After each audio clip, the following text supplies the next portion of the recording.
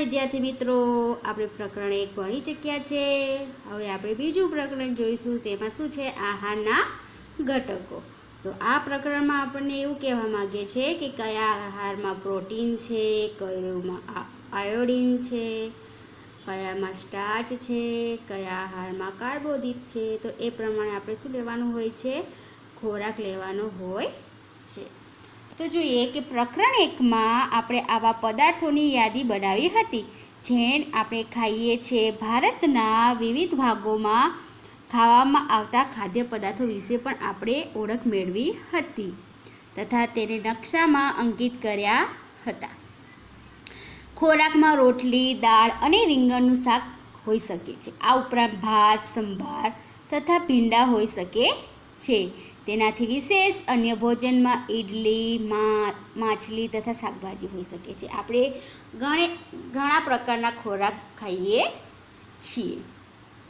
ખરેખર આપણા આહારમાં અનાજની બનેલી ઓછામાં ઓછી એક વસ્તુ તો હોય જ છે। બીજા ખાદ્ય પદાર્થોમાં દાળ અથવા માંસની કોઈ વાનગી તથા શાકભાજી પણ હોઈ શકે છે। તેમાં દહીં, છાશ તથા અથાણું પણ સામેલ થઈ શકે છે। વિવિધ ક્ષેત્રોના આહારના કેટલાક ઉદાહરણો કોષ્ટકમાં આપણે આપેલા છે। પ્રકરણ 1માં દર્શાવેલી પ્રવૃત્તિ 2 તમે દર્શાવ્યું કે ખોરાકને પસંદ કરી આ યાદીમાં કેટલા અને ખોરાકનો ઉમેર તે આપણે આ કોષ્ટકમાં ઉમેરવાનું છે। તો કે અહીંયા આપણે ગમે ત્યાં રહેતા હોઈએ તો આપણા ખોરાકમાં શું હોય છે? વિવિધતા જોવા મળે છે। આપણે દરરોજ ઘઉંની બનેલી રોટલી, ચોખાનો ભાત, દાળ વગેરે અલગ અલગ પ્રકારના આપણે ખોરાક ખાઈએ છીએ। જોડે જોડે આપણે શું ખાઈએ છીએ કે અથાણું પણ લઈએ છીએ, છાશ પણ પીએ છીએ। એટલે કે ખાલી આપણા દેશમાં જ નહીં પરંતુ અલગ અલગ દેશમાં પણ શું હોય છે? તેની ખોરાકની વ્યવસ્થા અલગ અલગ હોય છે। અહીંયા જુઓ, અહીંયા આપેલું છે પંજાબ છે તો એમાં અનાજની વસ્તુ શું છે? મકાઈનો રોટલો।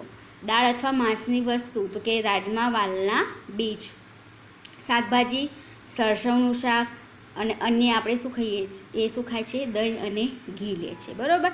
એવી રીતે આંધ્રપ્રદેશમાં એમનો મુખ્ય ખોરાક શું? તો કે ભાત। પછી એ શું લે છે? તુવેર દાળ કે રસમ, કંદૂર એટલે કે ટીંડોળા, છાશ, ઘી અને અથાણું લે છે। એવી રીતે આપણે ગુજરાતમાં રહીએ છીએ તો આપણો ખોરાક પણ શું હોય છે? વિવિધતા સભરનો હોય છે। તો આપણે અનાજની વસ્તુમાં શું લઈશું? ઘઉંની રોટલી અથવા બાજરીની રોટલી લઈએ છીએ આપણે। અહીંયા દાળમાં શું લઈશું? તો કે તુવેરની દાળ છે, કઠોળ છે, એ બધું આપણે લઈશું। શાકભાજીમાં આપણે મિક્સ વેજીટેબલ્સ ખાઈશું અથવા વગેરે અન્ય આપણે શાકભાજી લઈએ છીએ। અન્યમાં આપણે શું લઈએ છીએ? છાશ, અથાણું અથવા ઘી, દહીં વગેરે આપણે ઉપયોગમાં લઈએ છીએ। તો હવે જોઈએ કે પોષક દ્રવ્યો એટલે શું? તો કે આપણા આહારમાં શરીર માટે જરૂરી કેટલાક આવશ્યક ઘટકો હોય છે જેને શું કહેવામાં આવે છે? પોષક દ્રવ્યો કહેવામાં આવે છે।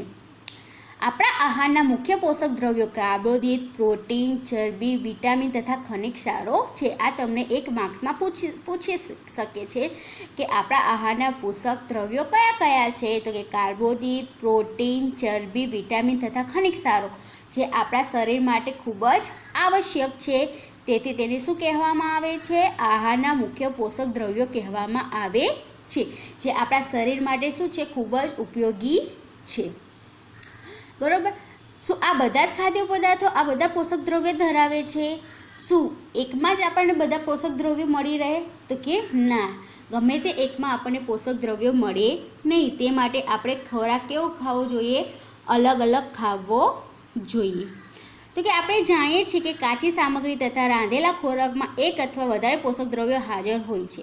કાર્બોદિત, પ્રોટીન તથા ચરબીના પરીક્ષણ અન્ય પોષક દ્રવ્યોના પરીક્ષણની સરખામણીમાં સરળ છે। તો ચાલો આપણે જોઈએ કે હવે શેમાં કાર્બોદિત રહેલો છે, શેમાં પ્રોટીન રહેલું છે, શેમાં ચરબી રહેલું છે, તે આપણે એના પ્રયોગો કરીને એટલે કે પ્રયોગશાળામાં પ્રયોગો કરીને આપણે જોઈ શકીએ છીએ। તો કે એમાં પણ જોવા માટે અહીંયા એક સ્ટાર્ચનું પરીક્ષણ આપેલું છે એટલે કે આપણા ખોરાકમાં સ્ટાર્ચ રહેલો છે કે નહીં એ જોવા માટે આપણે શું કરવું જોઈએ? તો કે પરીક્ષણ માટે ખાદ્ય પદાર્થો અથવા કાચી સામગ્રીને અલ્પ માત્રામાં લો એટલે કે થોડા માત્રામાં લો।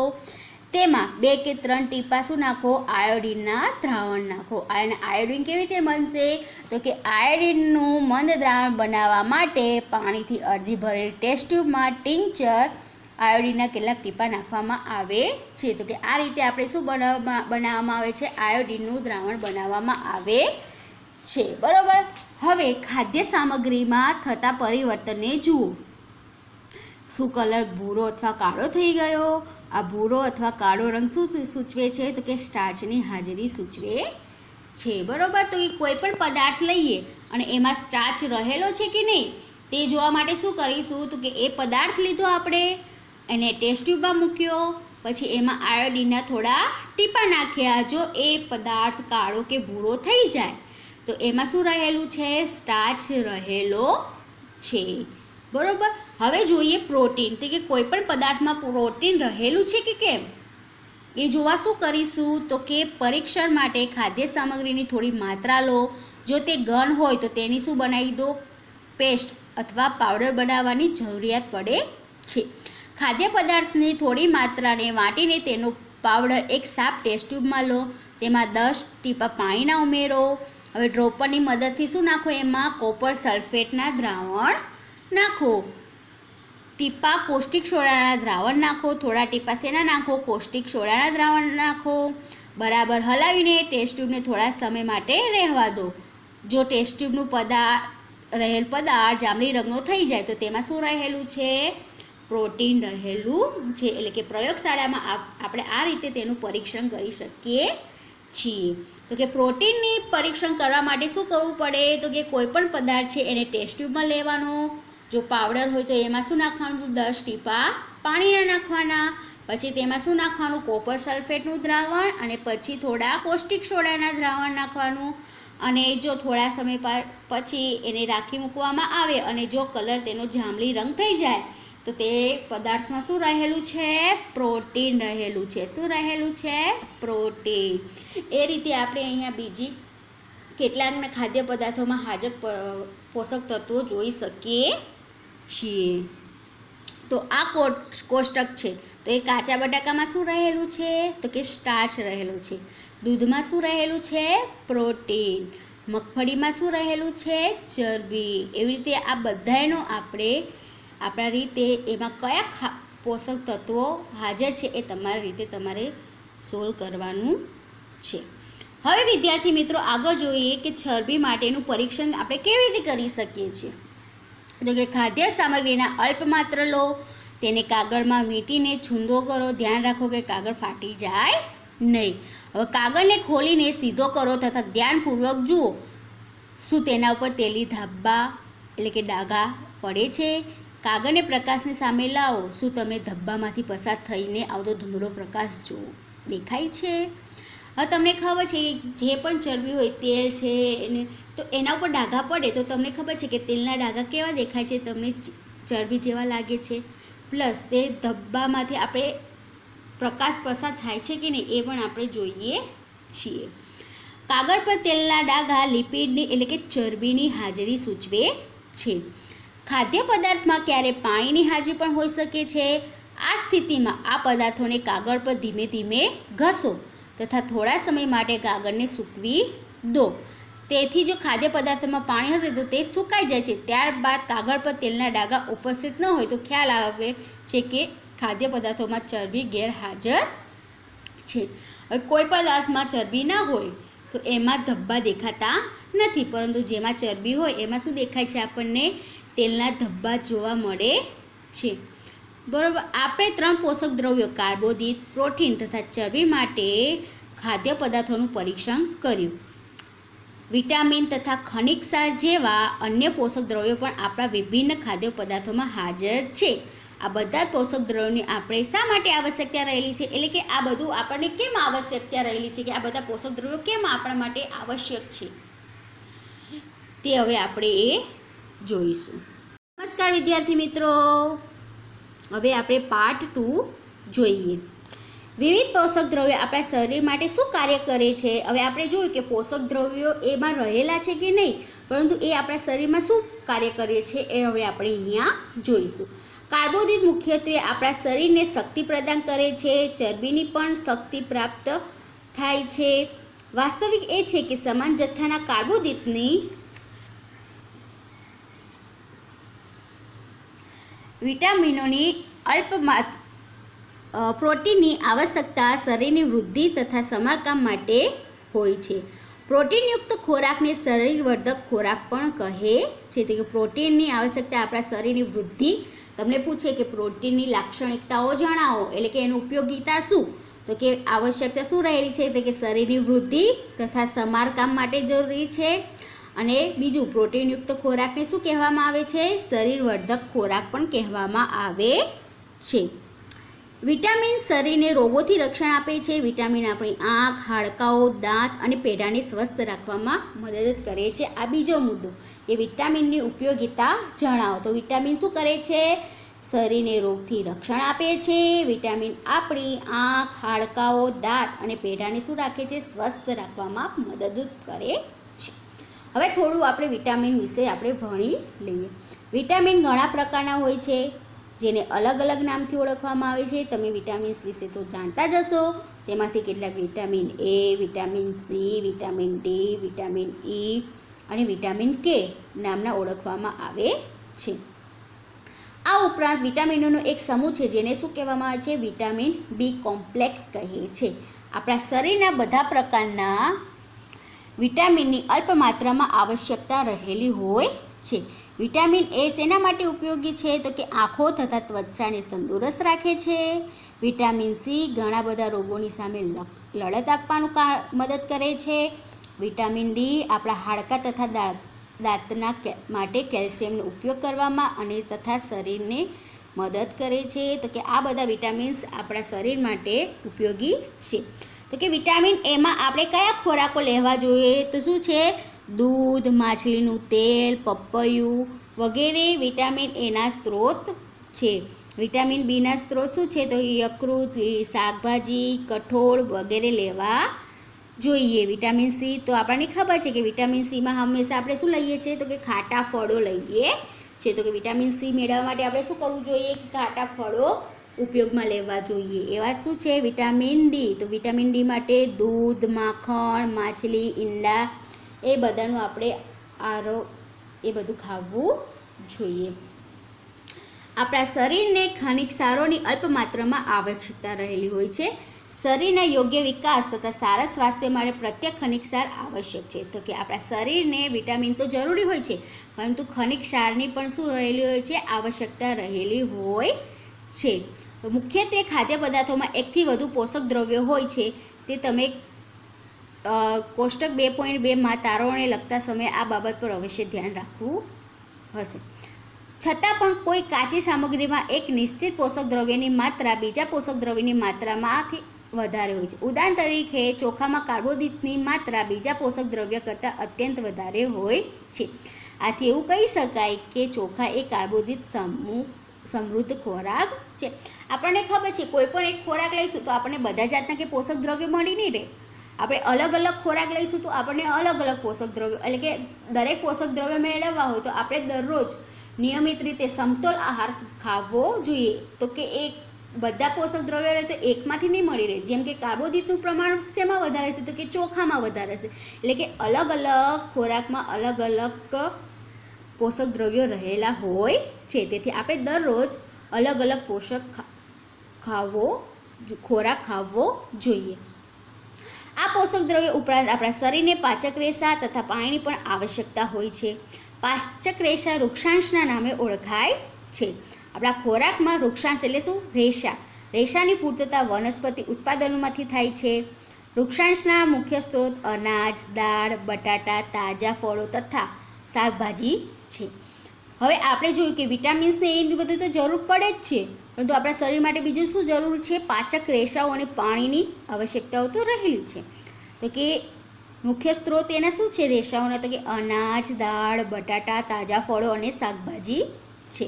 વૃક્ષાંશ આપણા શરીરને કોઈ પણ પોષક દ્રવ્ય પ્રદાન કરતા નથી, છતાં પણ તે આપણા ભોજનનો આવશ્યક ઘટક છે અને તેના જથ્થાને વધારી દેવો જોઈએ. રેસાઓ અપાચિત ખોરાકને આપણા શરીરમાંથી બહાર કાઢવામાં મદદ કરે છે. તો કે રેસાઓનો ઉપયોગ શું? તો કે અપાચિત ખોરાકને આપણા શરીરમાંથી બહાર કાઢવામાં શું કરે છે? મદદરૂપ થાય છે. બીજું જોઈએ તો પાણી આહારમાં રહેલા પોષક દ્રવ્યોનું શોષણ કરવામાં આપણા શરીરને મદદ કરે છે. તે કેટલાક નકામા પદાર્થો જેવા કે મૂત્ર તથા પરસેવોને શરીરમાંથી બહાર કાઢવામાં પણ મદદ કરે છે. સામાન્ય રીતે આપણા શરીરને જેટલા પાણીની જરૂરિયાત છે તે પાણી આપણને એ દ્રવ્યોમાંથી પ્રાપ્ત થાય છે, જેને આપણે પ્રવાહી સ્વરૂપે લઈએ છીએ, જેમ કે પાણી, દૂધ, ચા વગેરે. એટલે કે જેવી રીતે પાચક રેસાઓ આપણા શરીર માટે ઉપયોગી છે, એવી રીતે પાણી પણ આપણા આહાર માટે શું છે? ઉપયોગી છે. તે આપણા શરીરમાં રહેલા નક્કા પદાર્થોને મૂત્ર તથા પરસેવાથી રીતે શરીરમાંથી શું કરે છે? બહાર કાઢે છે. તેથી આપણે પ્રવાહી સ્વરૂપ પણ શું લેવો જોઈએ? ખોરાક લેવો જોઈએ. હવે વિદ્યાર્થી મિત્રો, હવે આપણે એક પ્રવૃત્તિ કરીએ કે આપણા ખોરાકમાં પાણી રહેલું છે કે નહીં. તો કે એક ટામેટું અથવા લીંબુ જેવું કોઈ ફળ લઈ તેને નાના નાના ટુકડામાં કાપી નાખો. શું આવું કરવાથી તમારા હાથ ભીના થાય છે? જ્યારે પણ તમારા ઘરમાં ફળ અથવા શાકભાજીને કાપવા, છોલવા અથવા પીસવામાં આવે ત્યારે ધ્યાનપૂર્વક તેનું નિરીક્ષણ કરો. શું તમને એવા તાજા ફળ કે શાકભાજી વિશે ખ્યાલ આવે છે જેમાં પાણીની માત્રા નથી હોતી? તો કે બધા જ શાકભાજી તમે સુધારો છો, ફળો સુધારો છો, તો એ બધામાં શું રહેલું હોય છે? પાણીની માત્રા રહેલી હોય છે. આપણે જોઈએ છીએ કે કેટલાક ખાદ્ય પદાર્થોમાં પાણી હોય છે. કેટલાક અંશે આપણા શરીરની પાણી જરૂરિયાતો પણ આ શેમાંથી પૂરી પાડે છે? આવા જ પાણીથી પૂર્ણ થઈ જાય છે. એટલે કે ખોરાકમાં જો આ ફળાદી હોય, શાકભાજી હોય, એમાં પાણી તો રહેલું જ હોય છે. તો એ રીતે આપણા શરીરમાં પાણીની પૂર્તતા જળવાઈ રહે છે. હવે જોઈશું આપણે સમતોલ આહાર. સામાન્ય રીતે સમગ્ર દિવસ દરમિયાન આપણે જે પણ ખાઈએ છીએ તેને શું કહીએ છીએ? આહાર કહીએ છીએ. આપણા શરીરની વૃદ્ધિ અને સારા સ્વાસ્થ્યને બનાવી રાખવા માટે આપણા આહારમાં બધા જ પોષક દ્રવ્યો આવશ્યક માત્રામાં હોવા જોઈએ. મેં તમને આગળ કીધું હતું, આપણે ખોરાક તો લઈએ છીએ, પરંતુ તેમાં પોષક દ્રવ્યો આવશ્યક માત્રામાં છે, જેની આપણા શરીરને આવશ્યકતાઓ રહેલી હોય છે. કોઈ પણ પોષક દ્રવ્યો જરૂરિયાતથી વધારે ન હોવું જોઈએ કે ન ઓછું હોવું જોઈએ. આપણા આહારમાં પર્યાપ્ત માત્રામાં રેસાઓ તથા પાણી પણ હોવા જોઈએ. આ પ્રકારના આહારને શું કહેવામાં આવે છે? સમતોલ આહાર કહેવામાં આવે છે. એટલે કે શોર્ટમાં કહીએ તો કે સમતોલ આહાર એટલે શું? તો કે આપણા શરીરમાં જે પોષક દ્રવ્યો છે, કાર્બોદિત, પ્રોટીન, ચરબી, રેસાઓ, પાણી, એ બધું શું હોવું જોઈએ? સમતોલમાં હોવું જોઈએ. ન એ ઓછું હોવું જોઈએ કે ન એ વધારે હોવું જોઈએ, એ પ્રમાણ માપમાં હોવું જોઈએ. તો આવા આહારને શું કહેવામાં આવે છે? સમતોલ આહાર કહેવામાં આવે છે. કેવો આહાર કહેવામાં આવે છે? સમતોલ આહાર કહેવામાં આવે છે. શું તમે વિચારો છો કે પ્રત્યેક વય જૂથના માણસોને એક જ પ્રકારની આહારની આવશ્યકતા હોય છે? શું બધાને એક જ પ્રકારના આહારની આવશ્યકતા હોય છે? શું નાનું છોકરું દાળ ભાત ખાય છે, રોટલી ખાય છે? ના, જન્મેલા છોકરાની શેની આવશ્યકતા હોય છે? તેના માતાની દૂધની આવશ્યકતા હોય છે. એટલે કે જેમ જેમ આપણે વય હોય એ પ્રમાણે, એટલે કે જેમ જેમ તમારી ઉંમર હોય એમ એમ તેમને ખોરાકની જરૂર પડે છે. આપણો સમતોલ આહાર આપણા શરીરના કાર્ય પર આધાર રાખે છે. સમતોલ આહાર શેના ઉપર આધાર રાખે છે? તો કે આપણે કયું કામ કરીએ છીએ એના ઉપર આધાર રાખીએ છીએ. જો નાના બાળક ચાલતું ના હોય અને એને ખૂબ જ ભારે ચરબીયુક્ત ખોરાક ખવડાવવામાં આવે તો તેને પચે નહીં. એટલે કે જે તેની શારીરિક કાર્ય કરવાની શારીરિક કાર્ય કરતું હોય એના ઉપર આધાર રાખતો હોય છે. એક અઠવાડિયા સુધી તમે જે પણ ખાઓ છો તેનો એક ચાર્ટ તૈયાર કરો. તપાસ કરો કે પ્રતિદિન તમે જે ખાઓ છો તેમાં બધા પોષક દ્રવ્યો હાજર છે. કઠોળ, મગફળી, સોયાબીન, અંકુરિત બીજ, આથવણનો ખોરાક, લોટનું મિશ્રણ, અનાજના દાણાના બનેલ રોટલી, થેપલા, કેળા, પાલક, દાળિયા, ગોળ, શાકભાજી આવા પ્રકારના અનેક ખોરાક ઘણા બધા પોષક દ્રવ્યો ઉપલબ્ધ કરાવે છે. એટલા માટે કોઈપણ વ્યક્તિ ખર્ચા ખોરાક સિવાય પણ સમતોલ આહાર લઈ શકે છે. એટલે કે મેં પહેલાં કીધું એમ દરરોજ આપણે કેવો જુદો જુદો આહાર લેવો જોઈએ. ક્યારેક કઠોળ ખાવું જોઈએ, ક્યારેક અનાજ, ક્યારેક સાઉથ ઇન્ડિયન વાળું ખાવું જોઈએ, આથણવાળું ખોરાક. એટલે કે દરરોજ અલગ અલગ ખોરાક ખાઈએ તો આપણે પોષક દ્રવ્યો કેવા મળી રહે છે, મળી રહે છે. યોગ્ય પ્રકારનો આહાર લેવો એ જ માત્ર જરૂરી નથી, પરંતુ તેને યોગ્ય રીતે રાંધેલો પણ હોવો જોઈએ, જેથી તેના પોષક તત્વો નષ્ટ ન થાય. શું તમે જાણો છો કે ખોરાક રાખવાથી કેટલાક પોષક તત્વો નષ્ટ થઈ જાય છે? પાઠ 3. શાકભાજી તથા ફળોને જો છાલ ઉતારીને કે કાપીને ધોવામાં આવે તો શક્ય છે કે તેમાંથી કેટલાક વિટામિન નષ્ટ થઈ જાય છે.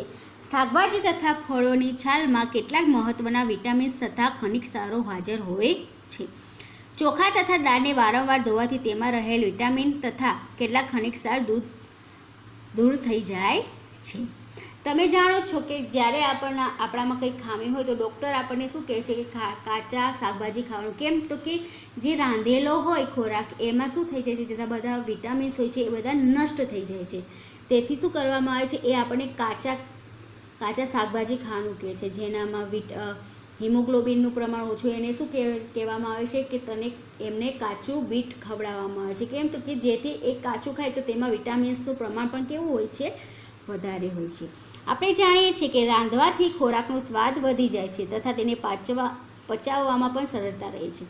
તેની સાથે સાથે રાંધવાથી કેટલાક પોષક તત્વોને નુકસાન પણ પહોંચે છે. જો ખોરાક રાંધવામાં વધારે પાણી ઉપયોગમાં લેવામાં આવે તથા ત્યારબાદ તે પાણીને ફેંકી દેવામાં આવે તો તે પાણીમાં કેટલાક મહત્ત્વના ક્ષાર, પ્રોટીન, ખનિજ ક્ષાર શું થઈ જાય છે, દૂર થઈ જાય છે. ખોરાક રાંધવાથી સરળતાથી વિટામિન સી શું થઈ જાય છે, નષ્ટ થઈ જાય છે. શું એ યોગ્ય નથી કે આપણે આપણા આહારમાં કેટલાક ફળ તથા કાચા શાકભાજીનો પણ ઉપયોગ કરીએ? બુજોએ વિચાર્યું કે હંમેશા ચરબીયુક્ત આહાર ખાવો જ યોગ્ય છે. એક વાટકી કાર્બોદિતયુક્ત ખોરાકની તુલનામાં એક વાટકી ચરબીવાળો ખોરાક વધારે ઉર્જા આપે છે, ખરું ને? આથી તેણે તળેલી વસ્તુઓ જેવી કે સમોસા, પૂરી, મલાઈ, રબડી, પેંડા વગેરે ભરપૂર ચરબીયુક્ત આહાર ખાધો. એના સિવાય તેને અન્ય ખોરાક ખાધો નહીં. શું બુજોએ સારું કર્યું? એને એમ કે કાર્બોદિત પદાર્થ કરતાં ચરબીવાળો ખોરાક વધારે યોગ્ય છે, તો એને નકરો ચરબીયુક્ત ખોરાક ખાધો. તો એને સારું કર્યું કે ખોટું કર્યું? તો ના, એને ખોટું કર્યું. કેમ કે એકલો ચરબીયુક્ત ખોરાક આપણને ઉર્જા પૂરો પાડતો નથી, પરંતુ આપણા શરીરને બધા જ પોષક દ્રવ્યો મળી રહે તેવો ખોરાક યોગ્ય છે. તો એને શું થયું હશે, તો કે વધારે પડતું ચરબીયુક્ત ભોજન આપણા માટે શું છે, હાનિકારક છે. આપણા ભોજનમાં ચરબીની વધુ માત્રા મેદસ્વીતાનું કારણ બની શકે છે. મેદસ્વીતા એટલે શું એ તમે જાણો જ છો કે વધારે પડતો ચરબીયુક્ત ખોરાક ખાવો જોઈએ નહીં. હવે જોઈએ કે ત્રુટિજન્ય રોગો એટલે શું. કે ત્રુટિજન્ય રોગો એટલે શું, તો કે કોઈ પણ પોષક દ્રવ્યની આપણામાં શું જણાય, ઉણપ જણાય, એટલે કે ત્રુટિ જણાય. તો તેવા રોગને શું કહેવામાં આવે છે, ત્રુટિજન્ય રોગ કહેવામાં આવે છે. તો કે વ્યક્તિ પોષણ માટે પર્યાપ્ત ભોજન લઈ રહ્યો છે, પરંતુ ક્યારેક તેના ખોરાકમાં કોઈ ચોક્કસ પોષક દ્રવ્યની ત્રુટિ હોય છે. જો આ ઉણપ લાંબા સમય સુધી રહે તો તે વ્યક્તિમાં કેટલીક ખામી ઉત્પન્ન થાય છે. એક કે વધુ પોષક દ્રવ્યની ઉણપ આપણા શરીરમાં રોગ કે વિકૃતિનો ઉત્પન્ન કરી શકે છે. એ રોગ કે જે પોષક દ્રવ્યોના લાંબા સમય સુધીના અભાવને કારણે તેને શું કહેવામાં આવે છે, ત્રુટિજન્ય રોગ કહેવામાં આવે છે. એટલે કે આપણે ખોરાક લઈએ છીએ તો ખરા, પરંતુ આપણામાં શું રહી જાય, અમુક ત્રુટિઓ રહી જાય. વિટામિન્સની ઉણપ રહી જાય, હિમોગ્લોબિનની ઉણપ રહી જાય. તો કે એવા બધા આપણા લાંબા સમય સુધી આપણામાં એ ખામી ઉદ્ભવે છે. તો તેને શું કહેવામાં આવે છે, ત્રુટિજન્ય રોગ કહેવામાં આવે છે. જો કોઈ વ્યક્તિના તેના આહારમાં પર્યાપ્ત પ્રોટીન નથી તો તેની વૃદ્ધિ શું થઈ જાય છે, કુંઠિત થઈ જાય છે. એટલે કે વૃદ્ધિ ત્યાંથી અટકી જાય છે. ચહેરો ફૂલી જાય છે, વાળનો રંગ ફીકો પડી જાય છે, ત્વચાના રોગો તથા ઝાડા જેવા રોગો થઈ જાય છે. તો વિદ્યાર્થી મિત્રો તમને પૂછે કે પ્રોટીનની ઉણપથી શું થાય છે, તો આ એનો આન્સર છે. બરાબર. હવે જો કોઈ વ્યક્તિ પ્રોટીન તથા કાર્બોદિત જેવા આહારથી લાંબા સમય સુધી વંચિત રહે તો તેની વૃદ્ધિ સંપૂર્ણ શું થઈ જાય છે, અટકી જાય છે. આથી આવી વ્યક્તિ ખૂબ જ દુબળી પાતળી થઈ જાય છે. તે એટલી બધી દુબળી થઈ જાય છે કે તે ચાલી પણ શકતી નથી. વિવિધ વિટામિનો તથા ખનિજ ક્ષારોના અભાવથી રોગ તથા વિકૃતિઓ થાય છે. તેમાંથી કેટલાક રોગ આપણને કોષ્ટકમાં દર્શાવેલા છે. તો ચાલો એ આપણે જોઈએ કે આ ત્રુટિજન્ય રોગો આપણે શેનાથી ઓછા કરી શકીએ છીએ, તો કે સમતોલ આહાર લેવાથી આપણે ત્રુટિજન્ય રોગ શું કરી શકીએ છીએ, દૂર કરી શકીએ છે. તો અહીં આપણે જોઈએ તો કે વિટામિન અને ખનિજ ક્ષારોની ઉણપથી કે કયા કયા રોગો થાય છે, કયા કયા ત્રુટિજન્ય રોગ છે. તો કે વિટામિન એથી શું થશે, દ્રષ્ટિહીનતા એટલે કે રતાધણાપણું આવશે.